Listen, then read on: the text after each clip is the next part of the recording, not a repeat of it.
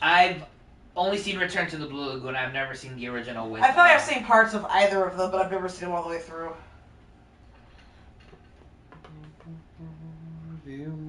So, what's up, guys? Welcome back to No. Hey! I don't believe we're live yet. We're not live yet. Yeah. I mean, we've hit broadcast, so I mean, we probably are.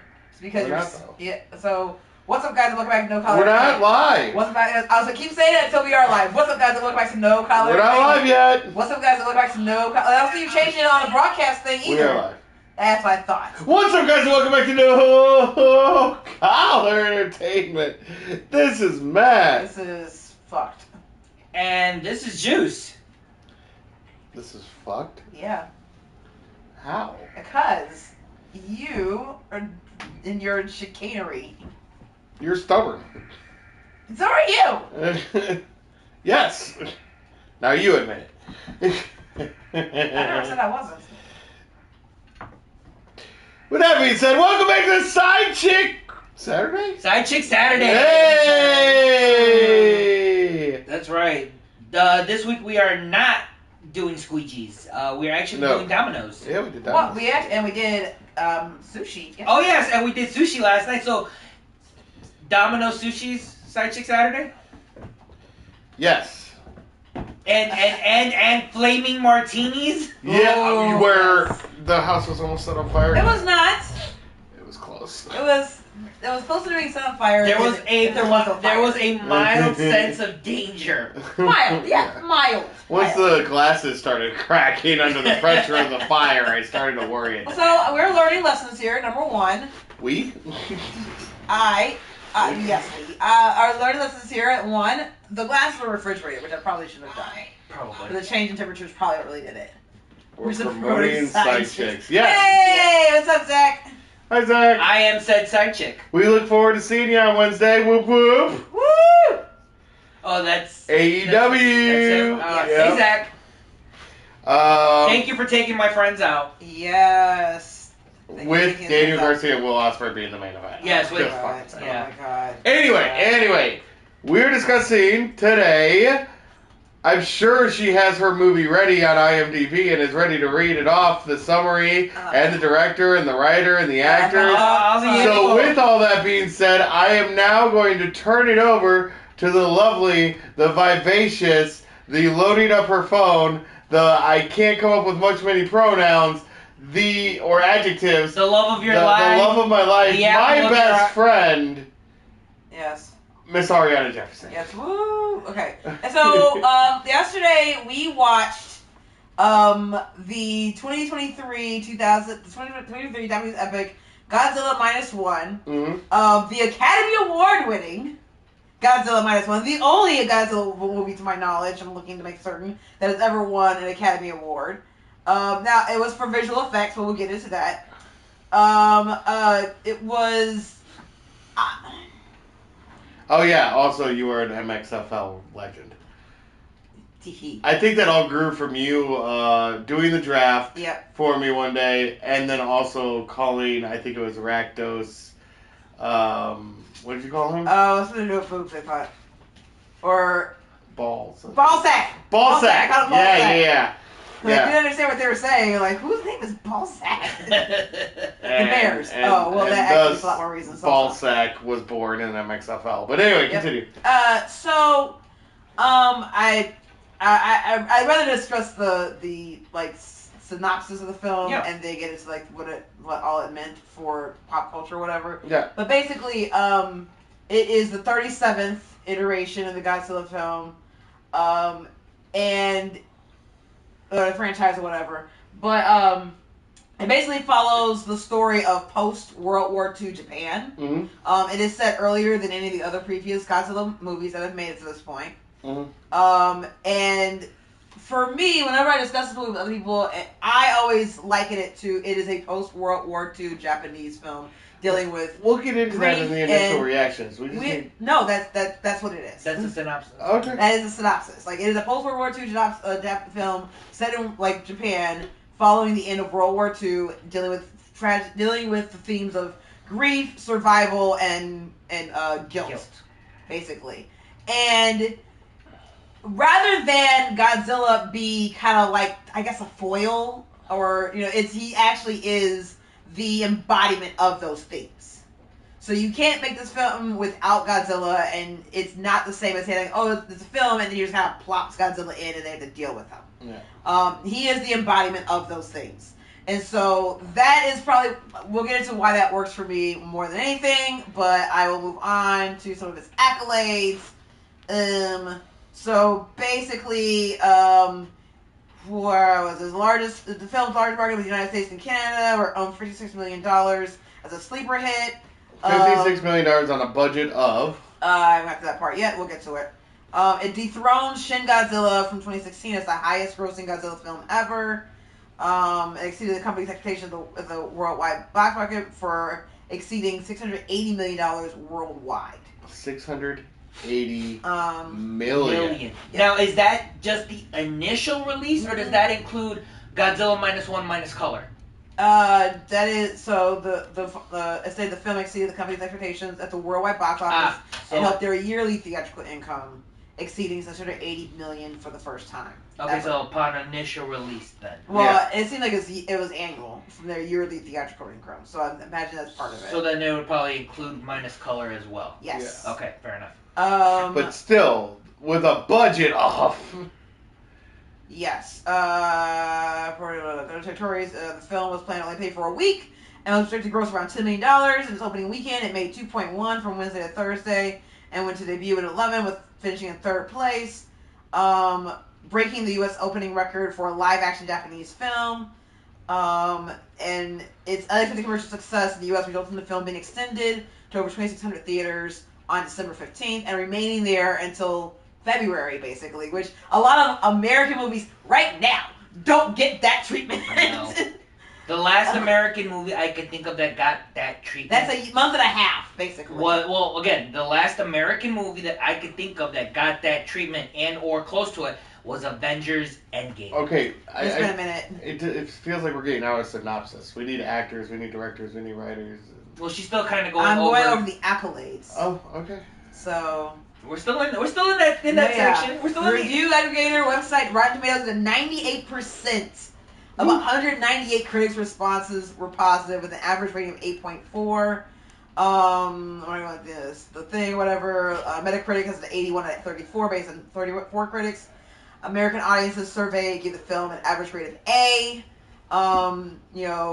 90% overall positive score, 80% say that they recommend the film. So basically, a lot. Just the accolades right now is that it's very, very, very well received. Everyone liked it. It was way more than everyone thought it was going to be. You see the comments coming up, so I'm hoping that you're going to say something about them when I'm done talking. He's just telling me to let you do your thing. Okay, awesome. Thank you. Note that the film's critical success excelled recent Hollywood tentpoles, especially for superhero films. And compared it similarly successful to other 23 films, as Oppenheimer and Barbie. The release from a period when Hollywood superhero movies bombed because they had poor response from theater goers and were overly large budget, was viewed as the opposite of those films, and demonstrated that films do not require enormous budgets to be visually captivating, and so forth. One of the best visual effects for the Academy Awards, first Godzilla film ever to be nominated, as well as the first Japanese and Asian film to be nominated for and win, as well as the first non-English film to win the best visual effects category. Yamazaki is the director. He's the first director since Stanley Kubrick. In addition, he's the first director since Stanley Kubrick and Kyoko Shibuya became women of color to win the category. And blah blah blah blah. So the budget was less than $15 million. And then there's a quote from the director. I want to say in Toho's defense, the studio, the budget was less than $15 million, but that's a pretty high budget film for Japanese production standards. So we look at it and be like, oh my god, you only made it for $15? Whereas Japan, they're like, oh my god, you spent $15 million? Now, obviously, it still did insanely well in Japan also. It's a profit of $665 million. Yeah, but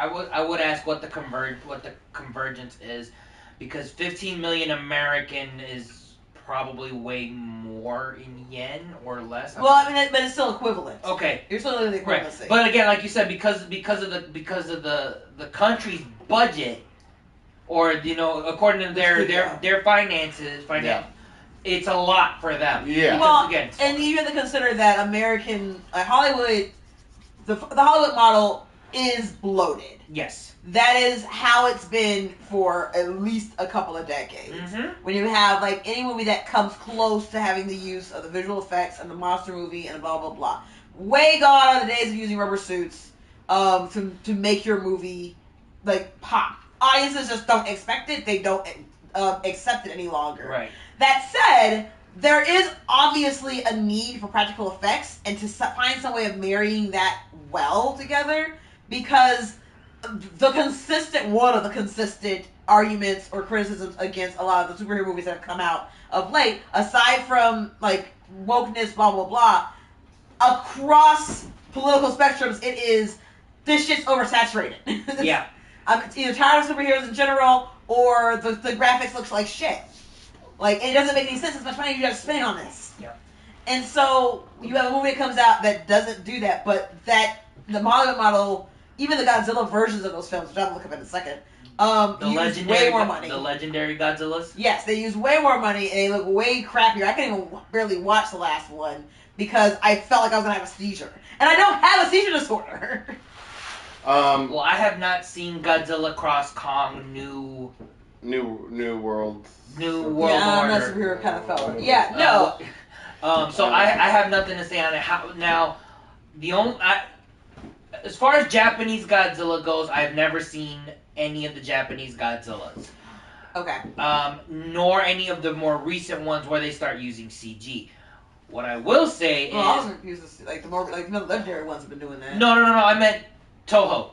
Oh, okay. Yeah, I've never seen a Toho Godzilla, and I know later on down the line, I want to say somewhere post Godzilla 2000, they start using CG. What I will say is 2014 Godzilla, I think that is a great looking film. I think Godzilla looks great in that film. It is. Yes. And that's where I will leave it at. As far as visuals and so are we ready to get Hollywood. into initial reactions here? Yes. Okay, so initial reactions. I want to start with Juice. Fucking amazing. Because he's the only one who hasn't seen it. Yeah. Fucking amazing. Move on. Oh, okay. Yeah. Sweetheart? It's about damn near as perfect as movie as I've ever seen. Okay, and so this time around, when I will go to Godzilla movies, I always turn my brain off, and I'm like, I just want to see giant lizard monster destroy whatever the hell it's fighting. I want to see destruction and mayhem, I want to see blow-ups, I want to see all that fun stuff. And I don't really care about the story. And then this movie made me care about the story when I saw it in theaters. Yeah. So this time, I turned my brain on and I decided to watch it as a critic. Mm-hmm. And I did everything in my human power to not give this movie a perfect score and find something wrong with it. Right. So with that being said, yeah, let's go into the good. Okay. Oh my Or God. the great. Let's start with the great. Or did you want to end with the great? Let's this end is with your the great. movie. Let's start End with with the the great. yeah. Okay. So the good. Does someone else want to go first, or may I? You go ahead, baby. Start, baby. So good. So first of all, this has some of the absolute best cinematographic. Photographic. Don't think that's a word, but okay. It has some of the best creature shots Okay. of a creature film Okay. I've ever seen. There are certain shots of Godzilla where they will be burned into my brain for the rest of my life. Yes. Yeah. They are absolutely fucking gorgeous. The acting is above and beyond what any acting should be in a Godzilla movie. The little girl in this movie has a grand total of 4 lines. Yeah, like that. And every single one of them rips your heart out because it's perfectly timed. The pace is beautiful. The soundtrack is perfect and correctly used. The special effects on a $20 million budget are as perfect as you're gonna get. The fucking shit. The story. The story is not what you're expecting out of a Godzilla movie. It's everything is good about this movie. Okay. With that being said, Juice. Okay. Or did you? No, may I? Go for it. It won't be. I don't think it'll be a lot, but it does. I will agree with you on a lot of things. The acting now, I can't really speak much on the acting when it comes to foreign films because a lot of the times it's hard to tell where the standard is with when you're watching a foreign film because you get the emotion. And I think this movie has a lot of emotion, and I think it's great. As far as the line delivery, I've watched a lot of tokusatsu, so for me, it doesn't feel very childish, but it's on that level of Super Sentai, Ultraman, Kamen Rider, more or less. So ham it up a little bit. And that's usually what children's TV can be. Sometimes it can be a little hammy, a little cheesy. And there were moments in this film where it felt a little cheesy, but it works for me because at the end of the day, this movie is a tokusatsu movie because that's what Godzilla is. Godzilla is tokusatsu. Spoilers, by the way. Yes, spoilers by the You way. have that in the description? I will, but they should know. We should have. I don't think we've said anything terrible yet, but it's coming. The emotion, the little girl. Oh my God. Oh my! I have never, in any film, well, with the exception of maybe the end of Return of the Blue Lagoon, but I have never felt such emotion for a 2-year-old in a film like I have in this movie. The first moment I want to point out is when I believe his name is Koichi? Yes. When there is a scene in the movie, or the scene in the movie where they're all having dinner after the first time they set off the bombs. Yeah. And she calls him daddy. Mm-hmm. He goes and tells her, "I'm not your father." And you can't help but feel for the child, because he's raising her like his own. And he just, I'm not your father. Dude! What the fuck? Well, okay. And then there's the scene after, I'm trying to remember names, because Kimiko? Noriko, thank you. The scene after Noriko is supposedly dead, and he goes to pick her up from the neighbor, and she knows something's wrong. No, the funeral. It's the funeral. She knows something's off, and they just tell her, "No, your mommy went away for a little while, but she'll be back." And she starts to cry. Oh my God. And then there's the scene where she goes to the neighbor after being left, after he leaves to go get ready for the final battle. Again, like, oh my God, you can't help but just feel for this little girl. Oh yeah. She's the catalyst of emotion. Yes, she is the catalyst of emotion, and she is very well used for it. Emotion again, the survivor's guilt. Yeah. For Koichi throughout this entire movie, because that's what this movie is about, dealing with survivor's guilt post World War II. Yeah. That he struggles with the guilt of, one, not doing his duty, because it brought shame upon him, because that's he was a kamikaze pilot. He was supposed to fulfill his duty, and he chickened out. Yeah. Essentially, he chickened out. He disobeyed orders, essentially. Yeah. and now he's dealing with the guilt of disobeying and still being alive when everybody else he knew died. Especially after the incident on the after going to refuel Ordo Island, yeah. On Ordo Island, yes. So he just goes through it throughout the entire film, so much so that it affects his relationship, at least within his household. Yeah, and that's why I see, like, I can see a lot of anger towards that character when he says, "I'm not your father," and all that. I always felt pity, because it's like, this guy hates himself so much because of the way the world has told him that he should think about himself, that he thinks she deserves a better father, and that's why he's refusing to do it, not because he's trying to be a douche. That's not how I felt it. That's how I've always I feel like it's a matter of accepting reality. Like, he's not her father, right? And he does not want to pretend that he is. He doesn't want to pretend that he's somebody else. Doesn't mean he's not going to be a father to her. Exactly. And maybe that, to a certain extent, is also when they have at some point the scene where, like, she wanted to marry you and you never did. Why not? And he's like, because my war was not over. He was not ready to be a father. Not because like he didn't want to be, but he just felt like he still had some shit he had to deal with. Yeah, it's self-loathing. He didn't deserve to be a father yet. That's what I'm saying. Okay, I think that was a different than I guess what you're saying. It's a different word for saying it, but his self-loathing is him hating himself and this internal war that he has within himself.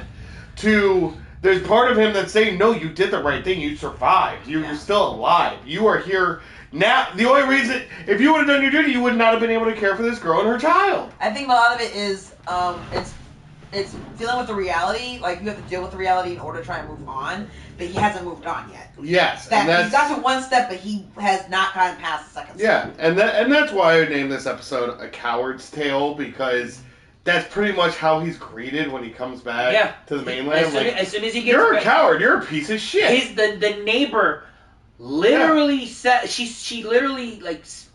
Does she spit in his face? I think she spits. No. I don't know if she spits in his face, but she blames him. She blames him for the loss of the war. Yes, yes, essentially. She literally says, if it wasn't for you, my children would still be alive. Yeah. So, I mean, it's this guy who just gets branded as a coward, and he has to fight that stigma within himself. Yes. The entire movie. Yeah. So the emotion of this movie comes down to the writing, which, like, the writing in this movie is fantastic. There are little moments of humor, which break the, which kind of, somebody help me out, please. Which bring levity to certain scenes. Yes. And little lines. And they're little lines. And it's great because it makes it feel real. Yeah. You gotta have somebody who's gonna bring levity to a situation. There's gotta be somebody who that you have your archetypes throughout different forms of media. But there's always that person that has to make light of a situation because he can't take life too seriously. Yeah. And this movie does a really great job of adding levity in certain moments. Zach wants to know if you're ready for NCAA. Yes, Zach, I am ready for NCAA. I know it's in a couple weeks, and I will be doing a deep dive on it when it comes out. Back to the movie. Excellent. Cinematography, phenomenal.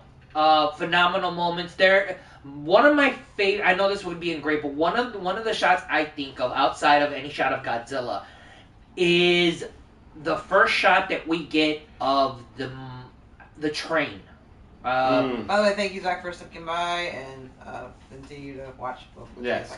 The first shot of the train before Ginza goes to shit. Yes. It's a practical train, or it is a practical model of a train. Yes. At least it looks like it's a practical model of a train, and it looks great. The light, the use of lighting, reflecting off of it, it doesn't feel like it didn't feel like I was looking at CGI. Yeah. It felt grounded and it felt real, and I appreciated it. The use of natural lighting, the use of shadows, it was fantastic. God, the music. Oh my God, yes, no kidding, Zach. Going back to the music and the use of the music, when Godzilla appears the second time. Stop real quick. Pause. Because I wanted to see. What do you mean? We are 25 minutes into the review of a Godzilla movie, and this is the first time we're actually legitimately talking about Godzilla. Go ahead. Oh. I just wonder how long it would take till we start talking about Godzilla in a Godzilla movie. Well, when Godzilla the second time Godzilla appears, when he's the Ginza attack. Yes, but he looks bigger. Yes. Yeah. So he's 2 years older. He's bigger. He's huge. And you hear the Godzilla theme. Mm-hmm. I've never watched a Godzilla, but I recognize the Godzilla theme. Yeah. And it's orchestral, and it's ominous, and it's perfect. And then they use it again in the third act. And again, it sounds phenomenal because you know shit is about to go down. Yeah. And it's so minimalistic because they use a very slow, ominous version in the Ginza attack. Right. And the third one, they kind of use... It's the exact same song. It's a little... But it's more of like a call to action. Yes, it's amped up. Yeah. It's amped up just a little bit. It's pitched up just a little bit because the pacing moves a little bit quicker in the third act. Yeah, and you saw me on the couch, that was the second time. Because even in the theater, the first time, I was like, and I was like riding a battle with these guys. I'm gonna have to add it to my Scores and Soundtracks playlist, at least from this movie. I don't know if I can find the original, but yeah. No, but sorry, continue. But this movie was definitely not what I expected from a Godzilla film in any way, shape, or form. You guys actually watched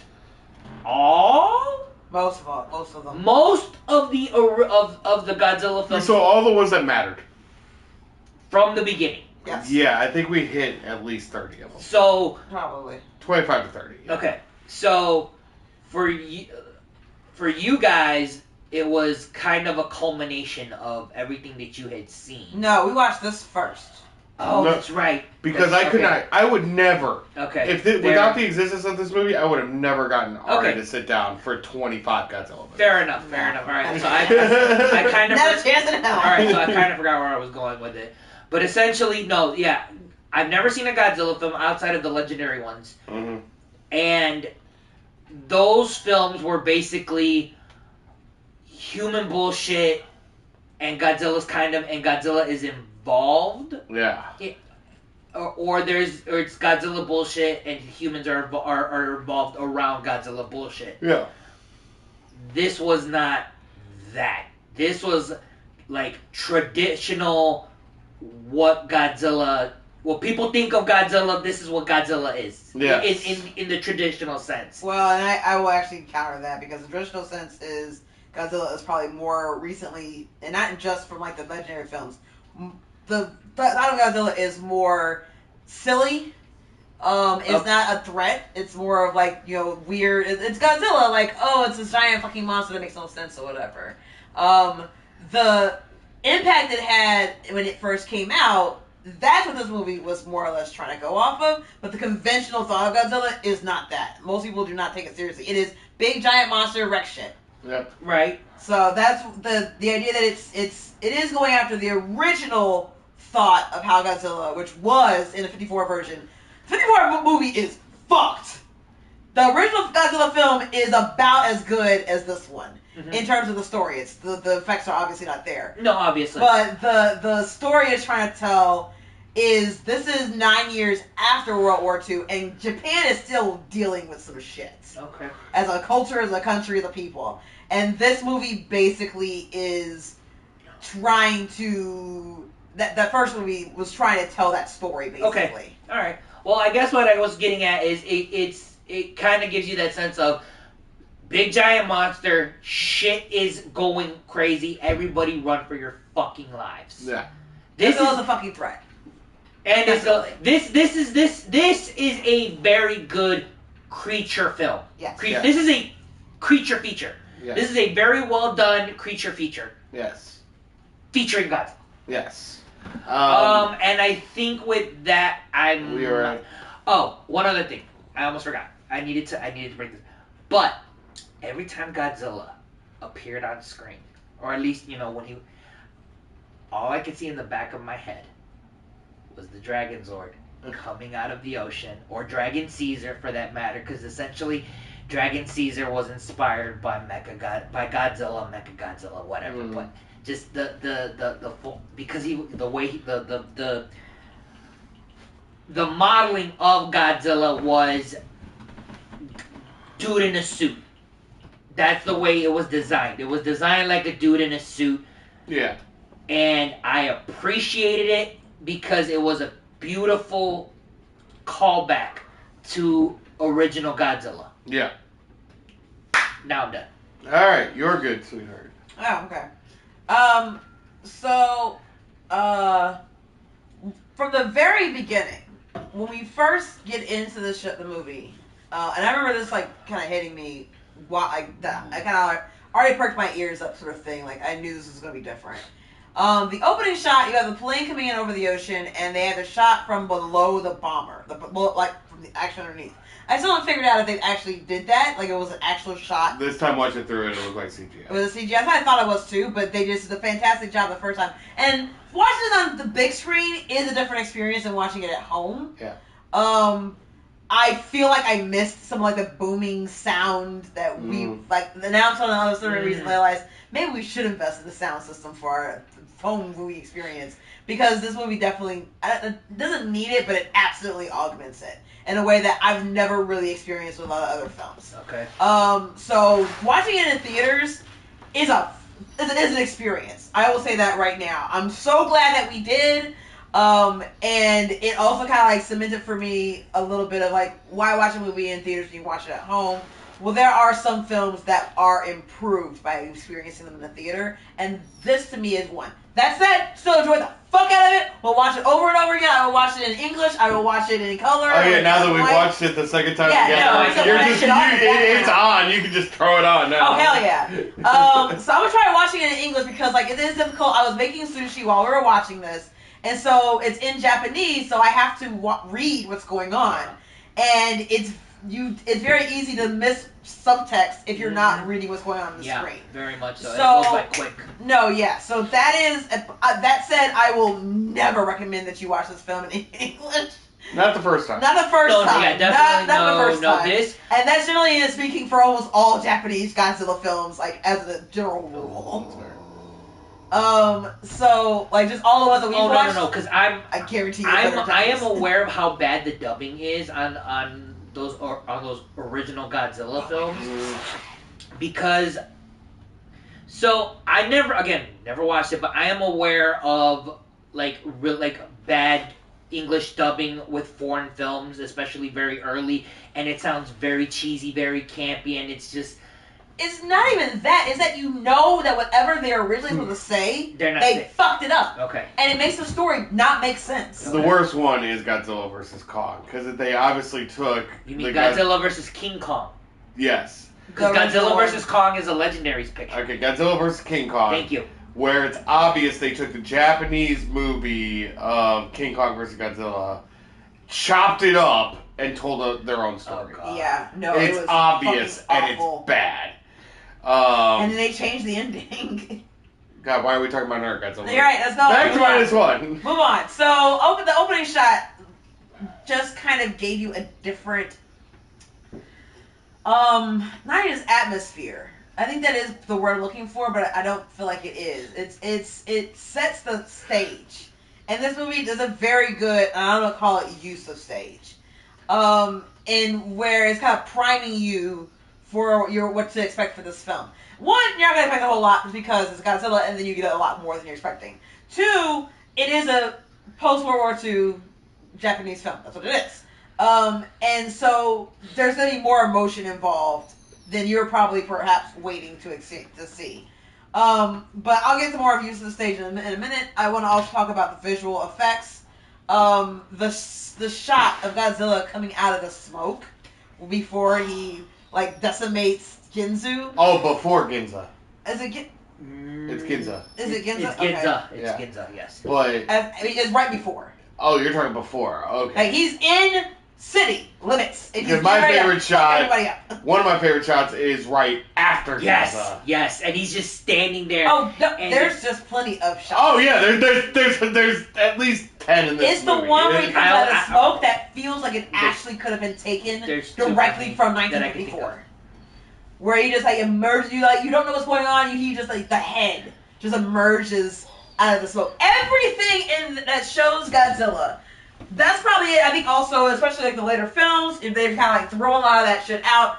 The legendary movies are telling them to go fuck yourself at the same time. The idea is that Godzilla over time has become kind of like an anti-hero. We kind of cheer for him. And you know, to a certain extent, you don't. I mean, I even when I don't want him to win in this one. Like, I don't want to actually cheer against him, but he's a fucking threat. He's a problem. From the minute he hits the stage, and he's just smacking bitches around. And grabbing them with his mouth. And just like tossing them, just like, not even eating them. He's just throwing them them around. Like, he is a fucking threat to humanity, and we gotta destroy him, otherwise it's him or us. That's all there is to it. We don't want to do anything else with it. That's just where we're at. And so, all the visual effects, all the cinematography, especially with regards to Godzilla, and honestly, even in the shots where he's not there, is set up to prime you to expect Godzilla to be a fucking threat. The shot, not only of him coming out of the smoke, but the shot up. He is looming over everybody else. One of my favorite shots also, like I know that I don't know enough about anime and Japanese live action directorial like styles to know a difference, but I feel like there is a lot of the similar cultures and cultural elements in storytelling. Mm-hmm. So the shot where they show Godzilla's fire breath taking out the city or whatever, and you see all the people who are still stuck in the street just looking. I feel like that shit could have been a storyboard. Yep. Like, you just see that one shot drawn somewhere, and it makes sense, and you would have seen it in an anime, and it would have been a perfect place for it also. Yep. Because it feels like something I've already seen in an anime. Yeah. Just all of that, like, there's so much good things to talk about. When he's like swimming behind them, and they're like just shooting at him and not doing shit. Yeah. And you see his eyes, like just like boring in on them, like he's getting ready to fuck y'all world up. He's coming. It is like just all of it is I wouldn't even get into like the giant blast they have against the not the top of the destroyer. Yeah. Oh my god. Yeah, the audible gasp from Ari the first time she saw that. Oh, when he tosses the destroyer? No, when he hits it from underneath with the atomic breath. Oh yeah. I was not ready. I have not heard your reaction like that since the Holdo maneuver. That's what it felt like to me. Speaking of his atomic blast, I needed to bring. I should have mentioned it in my good, but I'm bringing it up now. The way in this film, it's different. That he does the atomic blast. So if you've seen if you've seen any other Godzilla film, you just see the spikes on his back charge up, and then brah. In this one, the spikes on his back, they glow, and then they pop up. Protrude. Yeah. Yep. They protrude. Yeah. And it goes straight up his spine. Yes. And it's visually amazing and disturbing at the same time because I did not expect it. Yeah. So then when he gets ready to fire, he's glowing, he's protruding, deep breath, fire! I get that. And all the spikes drop. And boom! Well, and he's even smoking after it. No, yeah, and that's the thing. Not only is he smoking, he's taking damage after he's it. scarred. Yeah, he's taking damage from his own attack. So you think about how painful it is for him to use that. Yeah. And it makes you get that sympathy that we all know Godzilla for having. Well, because also the reality is that he is a creation of man's own hubris, right? Exactly. Because the whole point is that, like, the movie starts in 1945, and then, like, but the movie really takes place in, what was it, 1948? 47? So 2 years later, and the shot we get after,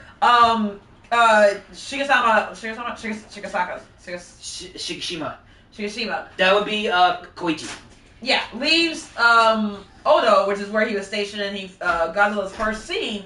The next shot we see is actual like footage of Bikini Atoll when we're like doing fucking bullshit nuclear tests and everything at that time.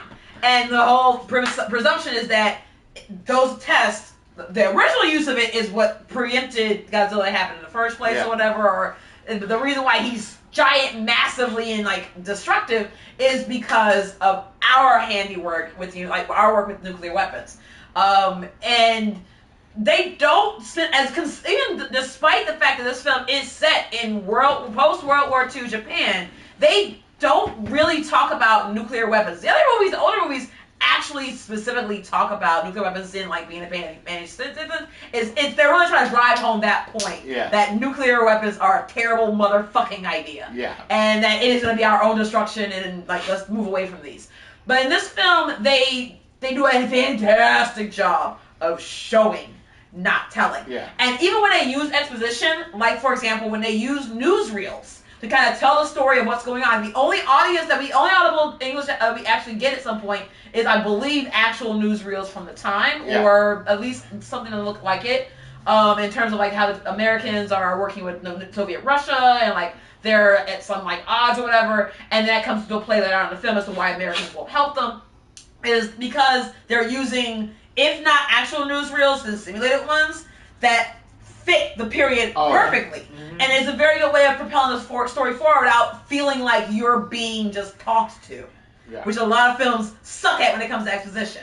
And so, like, all of the writing is fucking should have been nominated, honestly. I don't know if it was, I didn't see anything that was nominated for it. It was not. But no, yeah, because Village of Bucks was the only one that was actually nominated for it. And I thought it was a crime. It is. But no, the script itself was insanely solid. And then I would go on with when I say use of stage. So there's like a shot at some point, because they're in their living room, and it's a very small house, even probably by Japan standards. Oh God, yes. And they're having the dinner or whatever, and it's a scene where they're talking about like I'm not your daddy.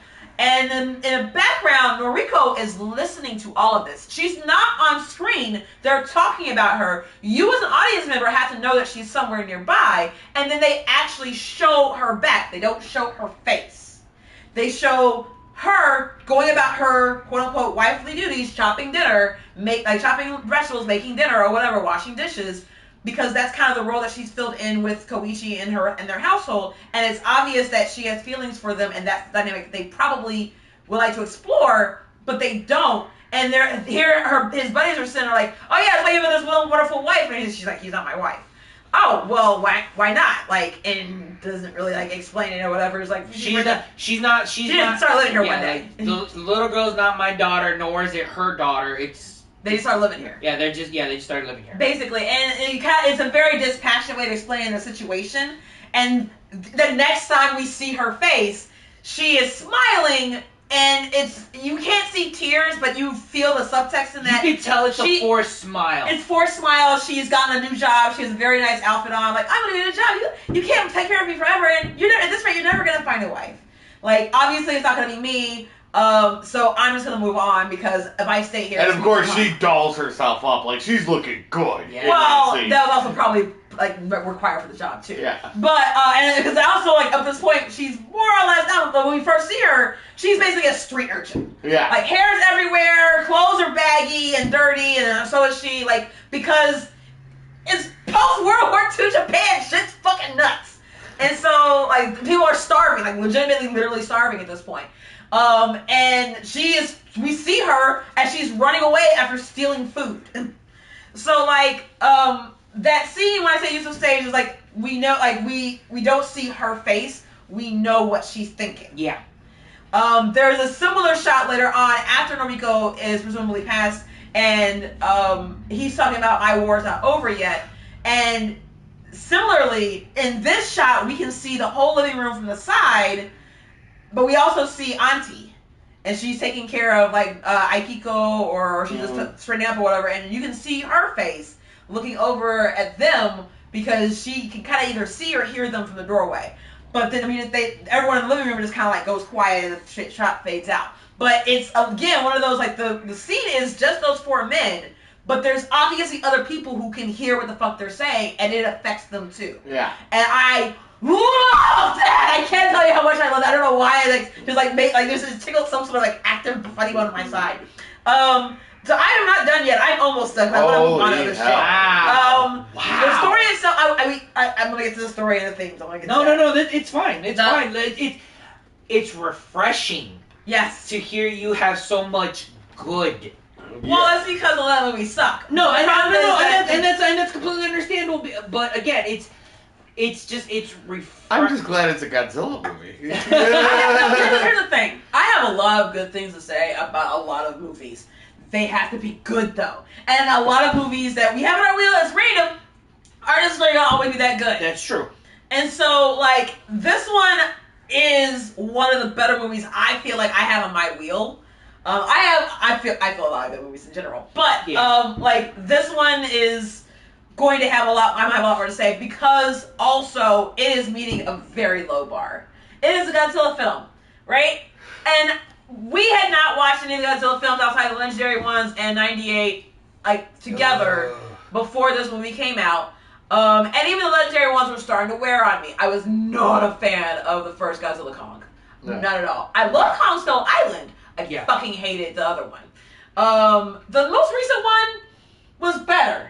It was better. The first three were decent, then they lost their traction. Yeah, but I feel like they each got better up until Godzilla v. Kong. Oh, see, no, I feel like they got worse. Really? I feel like the first one was good. The second one was meh. Well, the third one, which Godzilla Kong is in there, I don't count. No. I meant as far as the individual, like Godzilla. Yes. Kong, Skull Island. Yes. King of the Monsters. Eh. Those three. Yeah, I don't really care about King of the Monsters. I adore King of the Monsters. So then we have different opinions on that, but I really enjoyed King of the Monsters. No, the first introductory films in the Legendary series, I really enjoyed. The sequel to Godzilla, I was not a big fan of, and the first Kong, was it Godzilla Kong or Godzilla vs. Kong or Godzilla X Kong, whatever? No, Godzilla v. Kong. That was the first one. What is the name of the second one? Godzilla X Kong, A New Empire. Yeah.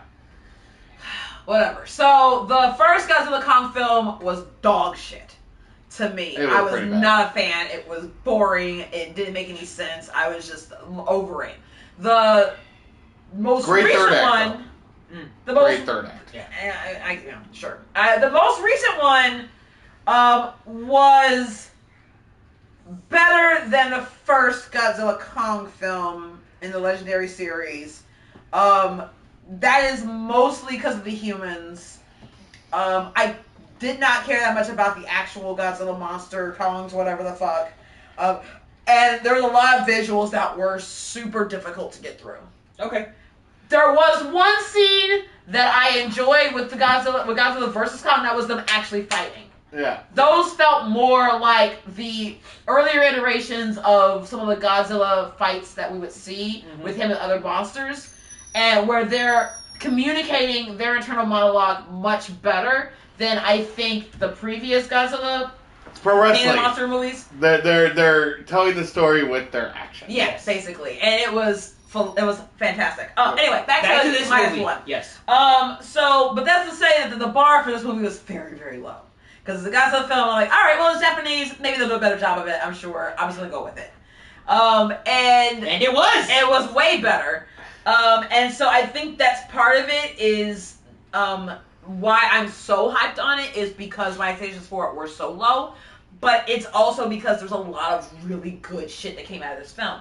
And so the second to last thing I'm going to say is the acting. The acting, I think, to a certain extent, yes. So some parts were like kind of overacting, kind of cheesy, whatever. And some of that might be, again, a tradition. We're not used to seeing acting done in that way as American audiences. Some of the acting, though, was fantastic. And the scene I'm thinking of specifically that I thought he should have got an award for was when he is freaking out in a kind of a war post-PTSD situation where he thinks that he's dead and everyone else, like, he died on the... Oh, yeah. And he's, like, freaking out, kind of almost assaulting Rico. And she's just slapping the fuck out of him, like, get the fuck away from me, what are you doing? I was just about to say, because there's a couple of moments where he The first one where he does that, where he, like, basically almost assaults her. Like, he, like, climbs up her, and she's, like, push him back. And he finally hits the back of the wall, and he's like, am I dead? And he just starts, like, sobbing into a mess or whatever. Okay, so not the second time where she consoles him. No, the first time where she's like, what the fuck is wrong with you? Where he wakes up from the nightmare. Yes. Okay. No, yeah, like, that one, I thought, Also, probably, and I can't speak to personal experience, but I feel like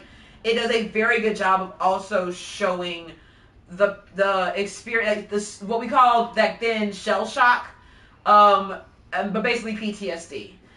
This is a guy who's come back from war. He's seen awful things at war, and Godzilla is the embodiment of that. It is this massive monolith that you can't fight against. You're going to lose or you're going to die, and there's nothing you can do about it. It's horrible. It's unfathomable. You can't. I remember the first time I went to see Godzilla, and the first time I've seen Godzilla on the big screen, and I was looking at his massive size compared to everyone else, and my only thing I can think of is no. No. I want no part of this. If I was a human in that world, no. Fleeing in absolutely every other direction besides towards you. No. I am out. I don't have my mind cannot wrap around what I'm looking at. And I think to a certain extent, that is what Godzilla represents in terms of war. Yeah. In terms of the experience of war. And in terms of the experience of the loss of the war that they fought in particular, especially with the way in which it was ended. And that is kind of what Godzilla is representing in those dreams for him, as well as the rest of the film for everybody else. It's not just him fighting it. The entire country is now fighting him, and they know this plan is possibly shit. But the point is, we are going to do everything we can to secure a future, and the only way we can do that is to try. But we are not going to just throw our lives. The idea of the heroic sacrifice is not what we're after here. Yeah. And we have to try to beat that into Shishima over and over and over again, because that's where he's coming from. Yeah. And no, I will never forgive you if you leave Akiko as a orphan. Yes, Chris. Before you finish. Yes. Juice. Before that. Oh, hi, Chris. Hi, Jess. I love tuning in mid your rants. Yay! So I have two things. Number one. We are discussing Godzilla -1. Welcome to it. A vibe. Yes. Go get it or whatever it is. It's a vibe. So number one.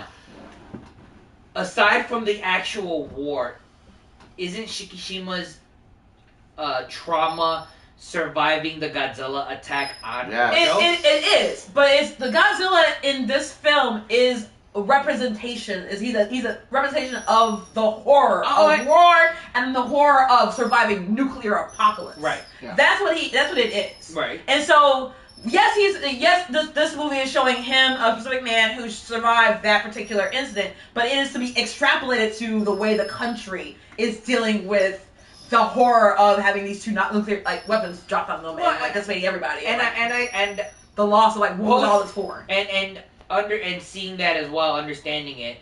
What I'm getting at is that's a lot of what his nightmares are. Because once he sees Godzilla, that's when he starts freaking out. Because it takes him back to the incident and the fact that he survived the incident, aside from Tachibana? Tachibana was the mechanic. He's the mechanic. He's the mechanic. Well, the point is that, the idea is that when having PTSD, there are triggers. Okay, so Godzilla is the trigger. Godzilla is the trigger for him, but the idea that I have always understood the way Godzilla specifically was designed originally, and certainly with this film in particular, is that he is a representation of the horrors of war, survivor's guilt, survival in the face of unimaginable terror, basically, and the grief that comes along with trying to make sense of all of that. And the idea of also not necessarily talked about so far yet, but we should also explore the idea of family, because not a single one of the people who we are looking at are related. In fact, everyone that they know, that we know that they knew and loved, have died. Yes. And yet they are still coming together as a family. They are still coming together as a nation in the end to try and get through this the best way they know how. Yeah. Right. So I think that's something. So that was number one. Is that there was a number two, and this is just a question. Have you guys seen Shin Godzilla? No, we've not. Okay. Not yet. It is going on the wheel. Okay, very good. I had to ask because for context's sake, because it's universally pretty much like that's next. Okay. Yeah. That and the original is next. Now I have my own opinions on it, but on the original, on the rankings of Godzilla movies. Okay. But Shin is so basically from what I hear. Whereas this was the wartime drama Godzilla. Yeah. And Godzilla, the original, was the anti-nuclear propaganda Godzilla. Operation, yeah. Shin Godzilla is horror. Okay. Pure horror. So classic. In Godzilla classic form. creature feature. Not even that, just horror. Okay. So I'm super excited for it. And it is on the list. I do want to watch it. I would like to watch it. But you're good. My last good is the homages. Ah. So there are a lot of homages in here from the original. Like the music was probably the closest one. The first thing that comes to mind, obviously. All right, now I need and then the creature design, while obviously it's more updated, the way in which he moved. Super close to the original. Was very close to the original. The use of the building that they end up like the hall where everything takes place. Yeah. The tanks they lined up and everything. The firing. actual way they attack Godzilla. The train scene. Oh yeah, the train scene there. is Yeah. an homage. It's not direct like taken from the first one, but it's obviously like very similar to it. Hold it. Wasn't there also like in the original one weren't there people who were reporting on the building and they also die? So like there's a lot of stuff that's taken from the original that is an homage. I don't feel like they're just redoing it. There were like shot for shot beauties in there. Yeah, there were. Oh fuck yeah! Oh, you guys seen it then? Yes. So, but yeah, that's the end of my good. I probably could come up with more, but like that is I think the biggest ones. Just overall, like chef's kiss. Right on. Your thing, real quick. The soundtrack is on Apple Music. Sweet. There are 3 songs. There's 3 Godzilla suites. Ah, makes sense. So. So also. Nice, good to know. Thank you, Kristen Jessica. Also, what was I going to say? And yes, I've been holding on to this since we talked about the budget. Just to put it in perspective, this movie made 45 1/3 times its budget. Damn. Wow. Yeah, just mad. Hi, Kyle. Thanks for joining us. But anyway, all right. So this part of the stream should be much quicker. Yeah. You're bad. I have nothing. You go. I have 2. Okay. There were moments in the film where the CGI kind of took me out a little bit. Yes. There is one scene when they're on the boat, and I believe it's the scene when they encounter Godzilla, and I'm talking about the wood boat. Yeah.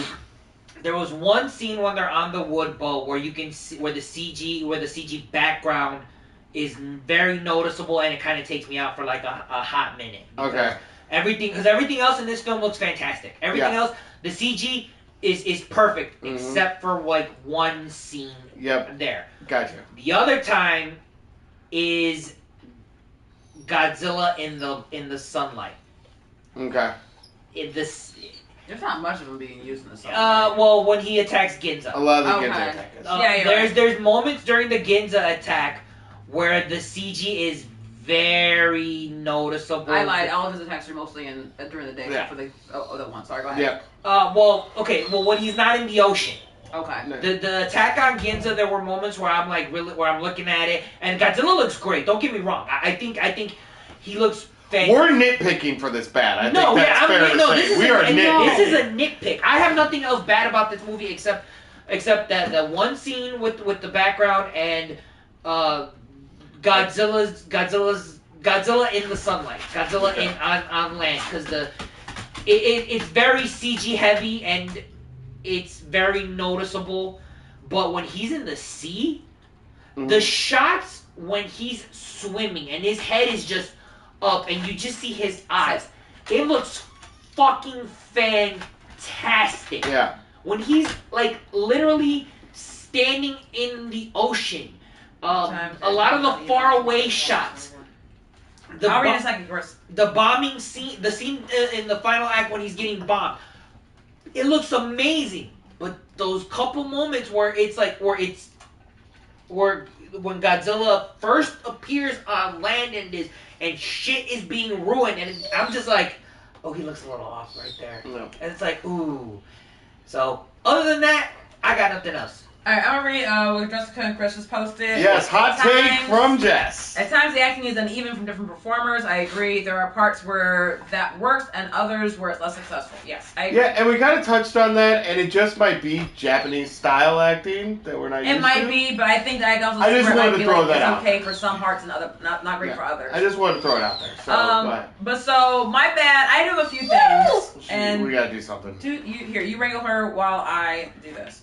So my bad. I have a few. The conveniences. So the tugboats kind of Deus Ex Machina at the end. Noriko surviving in the end. Spoiler alert. Like things like that. Like those are conveniences that I know they need to take place in order to propel the story forward, but they are basically because the screenwriter said so. And we can say why she survives, and then there's also something in line about like something on her neck, and they kind of close up on it, like when I didn't really know what that was. There was something there, and so maybe there's like they're gonna touch on that, like if there's a sequel, because they are talking about maybe making a sequel. But I don't care. I was just happy to see she was still alive. And to be honest, like they kind of telegraphed that it's coming. Mm-hmm. They telegraphed the end that he's not going on this suicide mission. And if you've been paying attention to the themes of the story, then the natural conclusion is when he's like, oh yeah, by the way, there's this one thing, and they doesn't tell you what it is about the plane. They mentioned at some point, like, hey, we made planes without, like, ejector seats. Like, how can we possibly think about that? And then they show this new plane that, by the way, this is one thing, and then they don't tell you what it is. And while Koichi never really says what his plans are going to do, we're made to think that maybe he's going to try and finish his mission as a kamikaze pilot, and then he doesn't. And I'm like, well, you can kind of see that coming, which is fine. I mean, to a certain extent, like, sometimes it's okay when a movie reaches its natural conclusion. So I'm not gonna necessarily hold that against it, but that it does also feel like they were trying to like surprise us a little bit, and they didn't. Not me, at least. I was very. I mean, obviously it could have gone either way, but I was very happy they did it. I actually wasn't a big fan of the little girl. Not that I wasn't a fan of her character, but she's 2, and I wonder, like in the scene where she's sitting there laying down sleeping, like she's 2. Is she actually sleeping, or did they tell her to close her eyes and pretend she's sleeping? And like I know that it's very, very, very, very challenging with working with child actors, probably why she's not on there very much. And her delivery of all her lines, which little they are done very quietly, and there's some emotion there, but she's just a sad little girl. But like she's a little girl, so I'm not really like ragging on her. She's a toddler. Barely, yeah, no. Leave it to Ari to critique an infant. No, I'm not like giving her shit for it. I'm also not like, oh my, the little girl from fucking Train to Busan. Fuck her. They had like stabbing her puppy off straight to get her to cry and talk the way they did. Oh my god, she was fucking phenomenal. But obviously she's also like maybe an 8 or 9 or whatever, or something like that. So she's older. Yeah, so she's older. But I'm like, I don't see American actors doing that shit now. Like, no, like her grief was real. The little girl's was not. But that's okay. Like someone probably pinched her or whatever. That's why she started crying. Because isn't that also a trick they use in like a lot of times to get kids to yes, cry? and you can actually see it in one of the scenes. Is that what she's it is? looking off screen when she starts crying, and it's obviously a reaction to something off the camera. No, yeah. So I don't know if it's like a scary puppet or what the hell it's fine. It doesn't bother me. It's filmmaking. No, yeah. It's fine. But it is a bad. It's not good. So the last thing I want to put on there is how does Godzilla stand in the water? Because apparently this is a debate on the internet, and honestly, I also don't care. Part of me is like, that doesn't make any sense. The part of me that wants to critique this film for something is like, that doesn't make any sense why he's just standing in the middle of the fucking ocean like there's this giant, like, platform that reaches from the bottom of the Sagima Trench all the way up to, like, 1,800 meters or whatever, whatever it is, that allows him to just stand there looking down at all of them and laughing. But I also don't give a fuck. Yeah. Yeah. I'm just gonna let it go. Sometimes I'm choosing to let that one go. Sometimes there is no logic in this dojo. Nope, I'm just gonna let it go. They needed to happen because it needed to happen. That's all there is to it. Like, buoyancy, whatever, I don't care. So, he's treading water. That's what he's doing. We just can't see him treading water. Because toddlers and babies are more and more just not included or a doll, and they didn't do that. No, yeah, and I appreciate that they did keep a child in there. So, alright, my turn to hold her? Yes. All right. So I want to mention that I saw your bads. I saw the CGI. Mm-hmm. I saw that, and I'm going to comment on it when we get to my scores. Ugly. Nothing. I have nothing. I don't have any. Nothing. We have no ugly. Okay, we have no ugly. No ugly. So let's get to the great. Now, if I can start. Sure. Because I have to give great. So when we created the great category was supposed to be our favorite parts of the movie. Yes. Unfortunately, I have 3. Please listen quickly. But it kind of works out because it's 1 for each act. Okay. Okay. So first, I'm going to start with the scene of the whole reason I dragged. I do not use that term as a hyperbole. Mm-hmm. I dragged Ariane to the theater. I mean, he didn't like literally drag me, but he may as well have. No, but I was like, we're going to see this movie. And it's because it was ruined for me on TikTok, but on the big screen, it still had the same punch. So I was watching it, and it's when they say light up the beach, and it's Godzilla's introduction. Okay. And the spotlight shoots over, and surprises Godzilla, and he just attacks. Yeah. And I was like, I could tell this is the introduction of Godzilla in this movie, and this is not a Godzilla introduction. Because every other Godzilla introduction is start at the feet, slowly pan up with the swelling music, and bask in the horror and size of this thing. Yeah. This is a scared, shocked animal that is now attacking what scared it. Yeah. And destroying everything. Okay. And I was like, that is fast, that is quick, I can still register what's happening. Yep. But this is very much like you thought at the very opening scene, this is different. Yeah. This is something else. Yeah. So I have to give that a grade just because it's the reason I went to see it in theaters. Okay. Second, the Ginza attack. Yep. Yes. I like to call myself a little bit of a creature feature connoisseur. It's my favorite type of film. If there's a giant monster in it or animal, I am down to watch it. Question before you continue. Rampage. Yeah. Saw it. Okay. And actually enjoyed it. Okay. Continue. Yep. Giant creature, destroying buildings, I'm in. Okay, it's just a weak spot for me. No, the Ginza attack, Oh my god, the whole thing. in general, Yeah. is the single greatest city destruction scene I have ever seen. Yeah. Ooh, yes, we will discuss this further. From the initial reveal through the smoke. Yeah. To the anime scream with the rain. Oh yeah. With the rain coming down. Yeah. After the attack. Oh my god, yes. Perfection. Yes, Yeah. yes. The The ultimate whole thing. climax of conflict. Yes. I'll take 3, please. Thank you. Just everything. Yep. And then the third and final grade is the rousing orchestral riding into battle moment where we're ready to go. We're going to go fight Godzilla because I've seen so many, not even Avengers fucking Endgame that I waited 3 fucking years for, or a year for, whatever, or 10 years for, however you want to say it. Yeah. Did not get me going, let's go, we're gonna go fuck up Thanos now. But I was fucking in there with this movie like, let's go fuck up Godzilla. Ah! 2 arms! I'm terrified for everybody here, but still. just the way they built to it and the execution of it, mwah, perfect. That's my grade. You. I agree with the Ginza attack. Mm. That whole scene is like you said, it is the best city destruction scene in any film that I had ever seen. There is a level of gravity or pathos, or I don't know what the correct adjective is, to describe how well done that whole scene is. From the moment he appears through the smoke and he starts just stomping.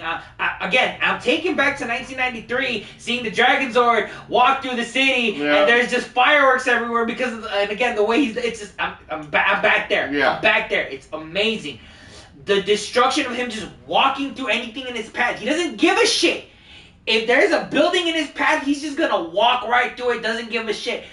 The moment where you have the news reporter on the roof commenting, and he's just there, and they're seeing Godzilla just right in front of them, and the monster's passing us. It's incredible the amount of destruction, and then the building starts to break, and then they start to fall, and it looks fantastic. The moment he picks up the train and he just tours it, and it goes everywhere. Spit on that thing. Yes.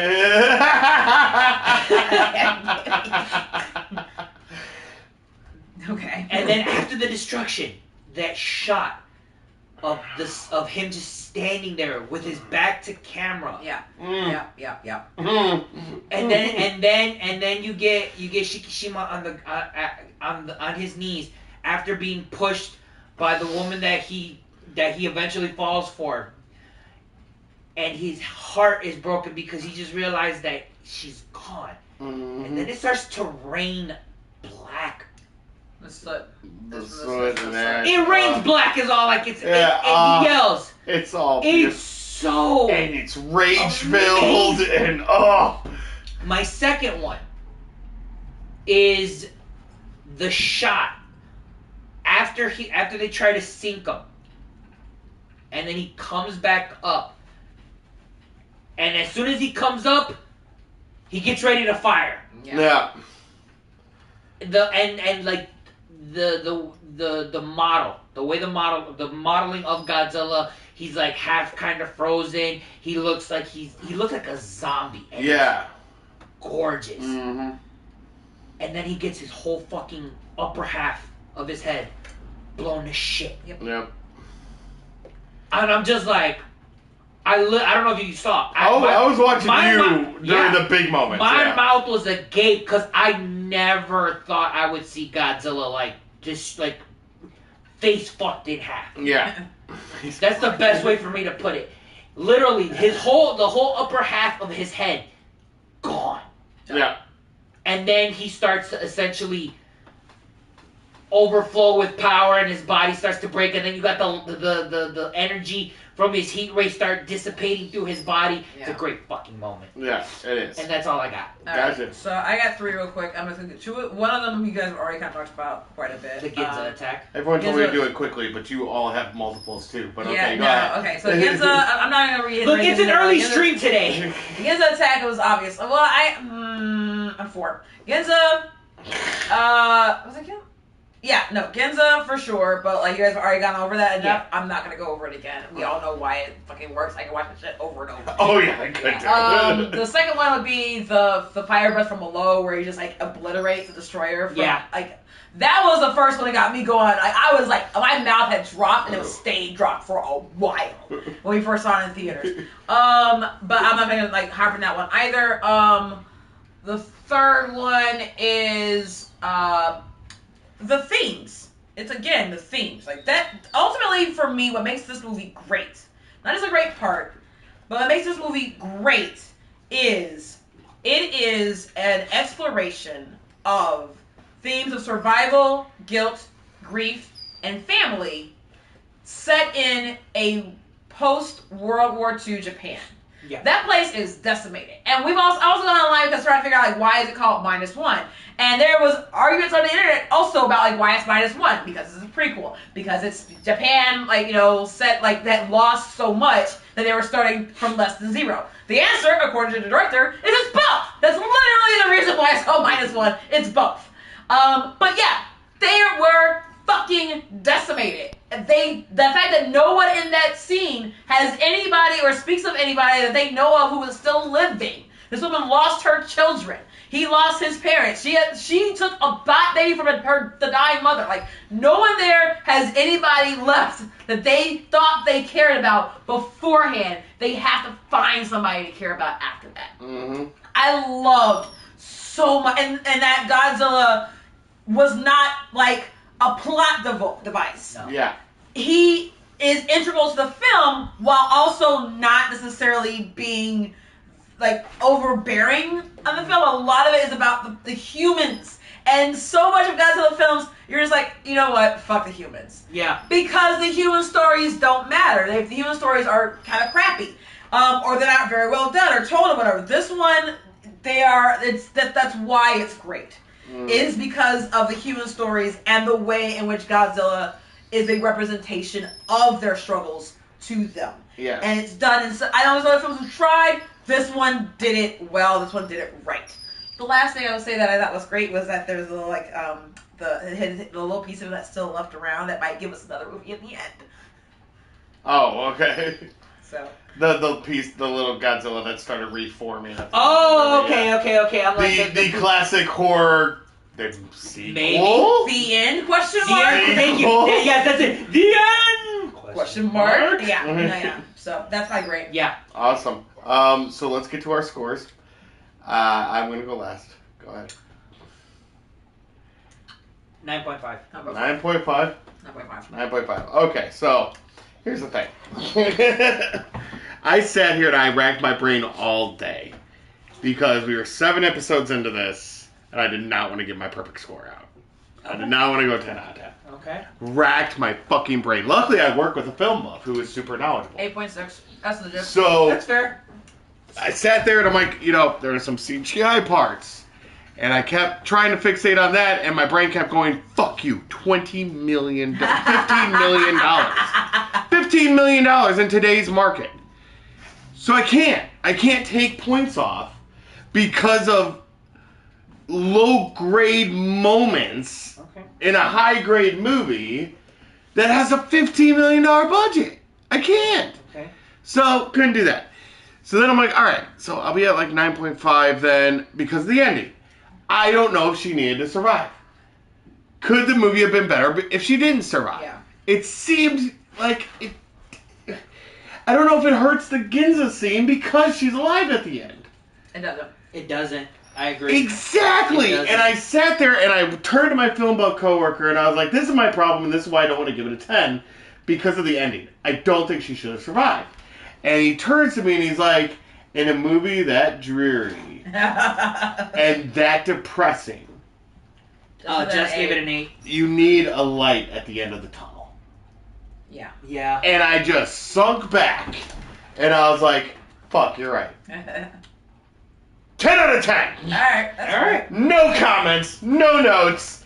Fucking perfect in how you should make a movie in 2024. And I'm gonna be honest, like, I waffle between 9 and 9.5. 9.5 is my initial, like, reaction. 9 is if I'm, like, thinking about, like, well, you could have done this, and, like, the Godzilla film still, like, how much about, like, also think about the other movies I give a 9. I don't have very many movies I give 9 and 9.5 to, in general. Yeah. And part of the reason why this movie is still gonna be higher than some of the movies that I would give an 8.5 to, that I thought was really good. Like, for example, we watched Raging Bull. I get that one, like, I think at 8.5 or something like that. Yeah. Gone with the Wind, I gave 8.5. Yep. The difference between those two films is I can watch Gone with the Wind over and over again. I could not watch Raging Bull over and over again. Yeah. I can watch this movie. I can just put this shit on the background while I'm cleaning. If it's on in English, hopefully. Hopefully. The English version might be something different. Because obviously I can't watch it in subtitles until I learn Japanese. Yeah. And I understand what the fuck they're saying. So, I will have to just like watch it in English if I don't want to have my eyes glued to the screen the whole time. But my eyes are going to be glued to the screen the majority of the time anyway because there's nothing else but that fucking Godzilla attack. Yeah. Yeah. And so, like, I I put it at 9.5. I caution it saying it could be I can maybe go down to 9, but the reality is it's still as damn near perfect a movie as I've seen in the theaters in a very long time. I'm taking into this account the idea that it also is doing it as just small budget compared to American films. It's like, why are you guys doing this and then still fucking up in so many ways with so much more money? Godzilla having nuclear... I'll go over in a second. The last thing I'm going to say is I was super upset when I heard that this movie was going to be nominated for visual effects. Not because I didn't want it to be nominated, but also because I think I wanted to be nominated for best writing or whatever, or something like that, and it should have been. But it wouldn't have won because it was going up against Barbie, it was going against Oppenheimer, and I'm like, I still feel like there's something, a commentary has to be made on a film like this one that has so little light up behind it, basically, until audiences finally kind of voted with their pocketbook and said, this film is fucking amazing, what are you guys doing wrong? Yeah. And that it would possibly, even if it was going to get nominated for best picture or best writing, it would ultimately lose. And I put it this way, that the film that talks about post-World War II Japan's desolation after the atomic war, or the atomic bombs dropped on it, that was done at a shoestring budget by comparison to the American version of that same vehicle, would absolutely lose to a movie that was about a guy who designed the atomic bomb and spent almost no time in the movie talking about its effects. Yeah. Like, there's no way this film would have won any Academy Awards going up against Oppenheimer, and it doesn't surprise me. It's a Godzilla film, so it was never going to be nominated for anything beyond visual anyway. Mm-hmm.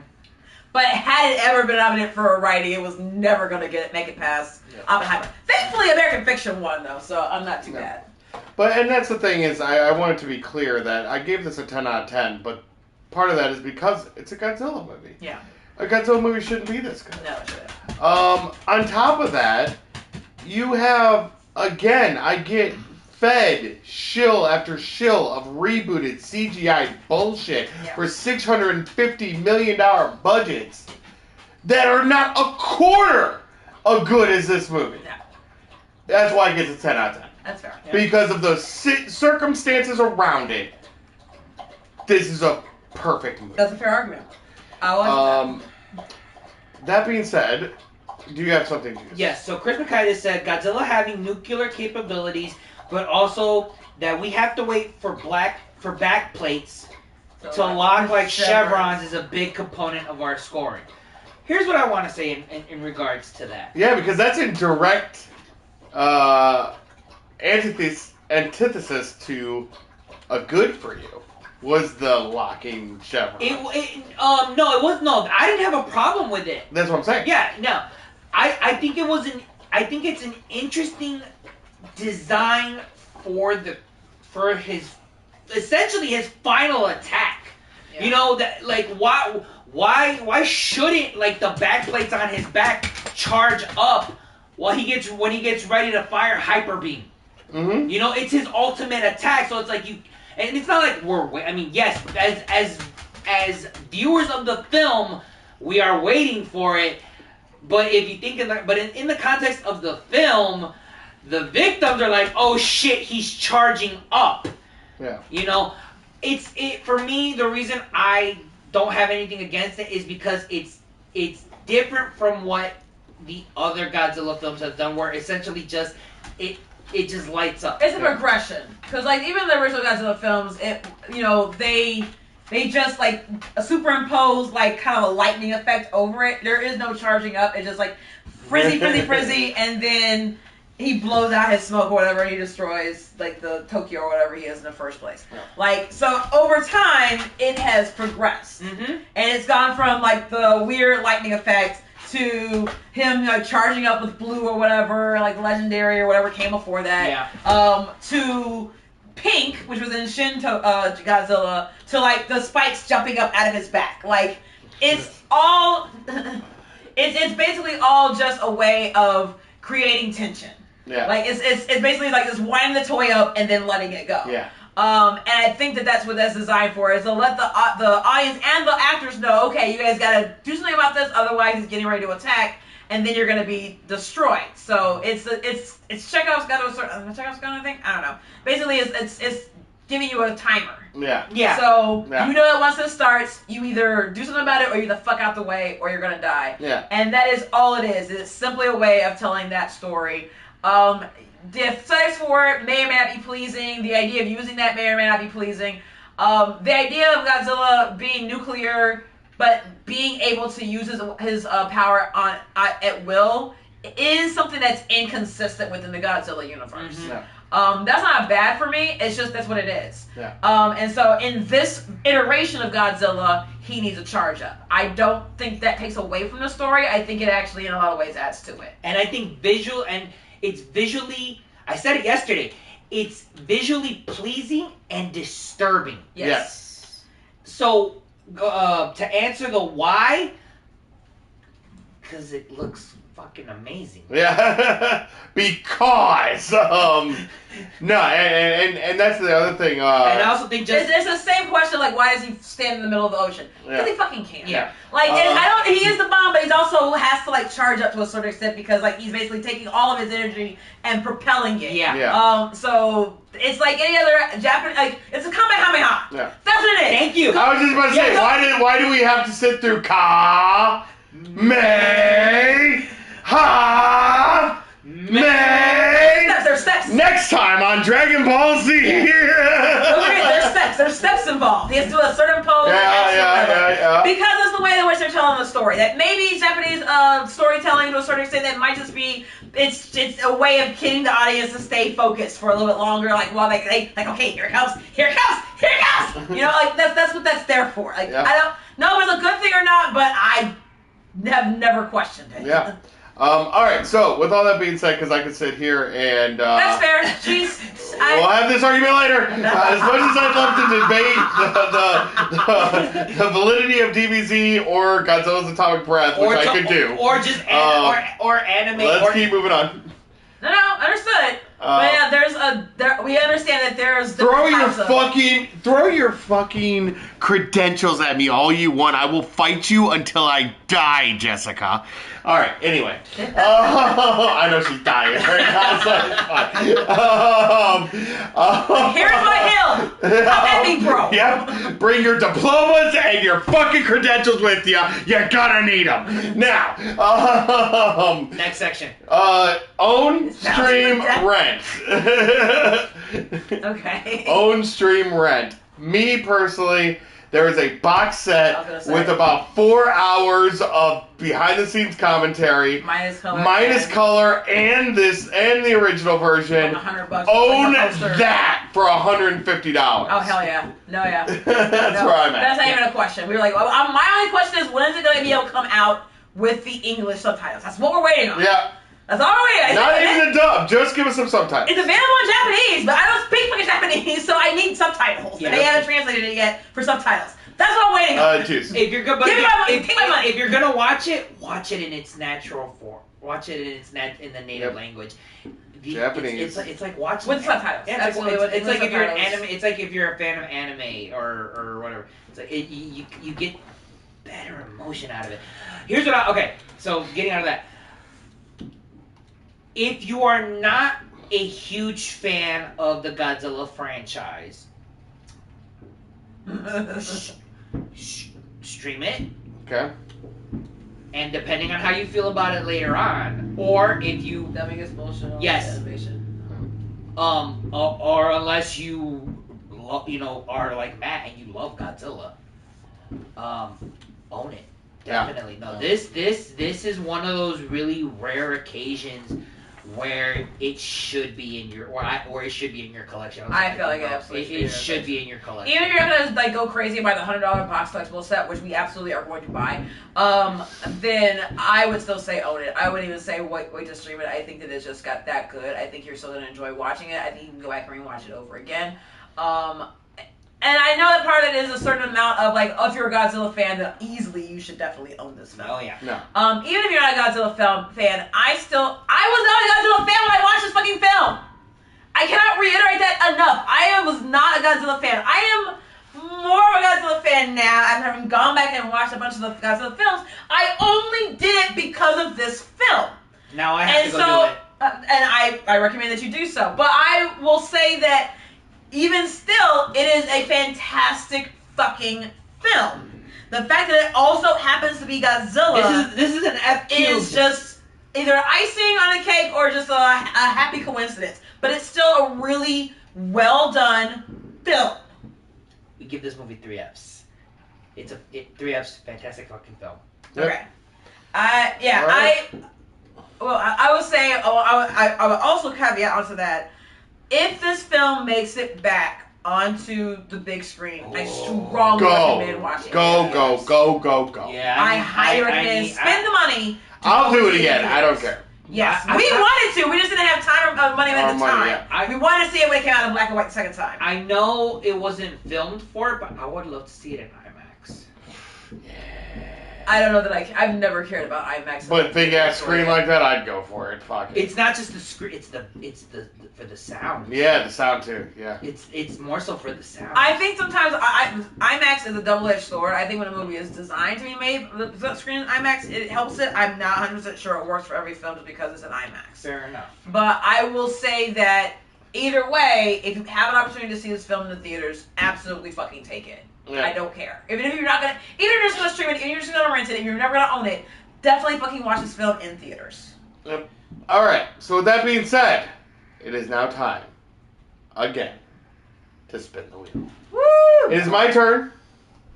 So we're probably getting a sports movie or a disaster movie. So let's go. Is it spinning? Are we ready? Yep. I'm ready when you are.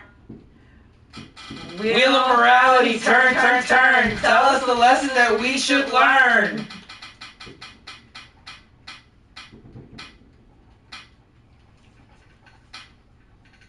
Oh yeah. You're gonna be so mad at me. Oh. What did you do? Oh God. So for next week, We're gonna follow the masterpiece that is Godzilla -1 with what piece of schlock now, baby? it's not a schlock. What is it? We will be watching, starring. Let me build the suspense. No, I a want to see little the will. Let's see the will. Which one like we almost watch? bit. In a minute. Okay. Suspense is killing everybody. I know. Rules and you. Yes. Dame Helen Mirren. And Alan Rickman. Galaxy Quest. No, Oh, okay. But Yeah, Helen Mirren isn't in Galaxy I Quest. thought she was. we will be watching next week or the week after. I apologize. Yes. Eye in the Sky. Oh, Jesus Christ. The What film did we almost watch? one before it was Iron Claw, Okay. Ah! and the one after it was Trouble with the Curve. Okay. Either way, Which one's Trouble with the Curve? Eye in the That's Sky. based on That's movie. Clint Eastwood and Okay. Matthew Lillard. Okay. But Eye in the Sky is what we're watching Yeah. again. God damn it. This is gonna be fun. It's just because it's rough. It's not a bad film. No, just- it's a fucking rough. fantastic film. Okay. Just prepare yourself. No, yeah. Okay. But we'll talk about it more in depth. But that will be the next movie that we are watching. So it will not be next week. Next week is our 4th of July week, and we actually have a lot of plans. We are going to AEW Dynamite on Wednesday. Whoop whoop. We are going to visit my mom on 4th of July for most of the day. Sunday we have Deep River We Water always don't start Park. on Sunday anyway. No, yeah, but basically we have a fun-filled week. So we are probably going to take a step back for a week. Are we not streaming at all, or We will discuss it. butterfly in the sky? I can go twice as high. We will discuss streaming it all next week. Okay. But either way, I also want to extend, because you guys came in for this, a formal invitation. Well, they just commented. Okay. A formal invitation to Jessica and Chris. Every Wednesday we do this podcast where we talk about movies. I would love it if you guys would join us and keep up and talk the movies with us, because I love talking movies with you guys. And if I know you can't make every single one because you guys are busy, but as many as you can make, it'd be great because I love when you guys jump into these conversations. That being said, we're going to call it here. Godzilla Minus One is a fantastic movie. Just go see it however you can. Yep. Like, share, subscribe. We'll be watching Eye in the Sky next time. That will be July 10th. Yep. For No Collar Entertainment, this is Matt. Sari Ann. This is Juice. We're out. Bye. Have a good one, guys. Thank you.